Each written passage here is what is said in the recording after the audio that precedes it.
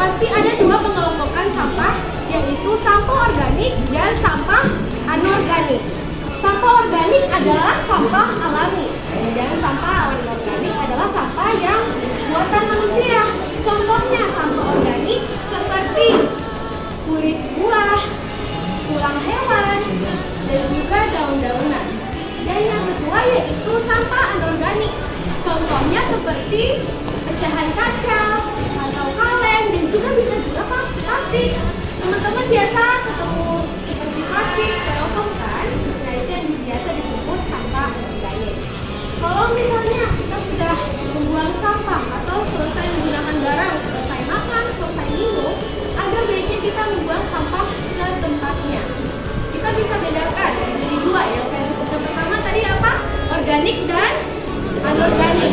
Kalau misalnya saya punya sampah habis makan, misalnya plastik, saya harus buang ke tempat sampah yang kelompok mana? Anorganik, benar banget. Terima kasih ya teman-teman sudah memperhatikan. Jadi, sampah yang dibuang sembarangan akan mengurangi lingkungan dan menjadi sumber penyakit. Kalau teman-teman ketemu sampah, terus misalnya dia udah berlalat-lalat, pasti akan bau. Penciuman kita pasti akan terganggu. Belajar pun menjadi tidak nyaman. Namun, kalau lingkungan bersih, nyaman, asri, pasti belajar jadi bagus. Misalnya kalau kita udah batuk terus, bukan dikelas lagi telinga kita, ya nggak?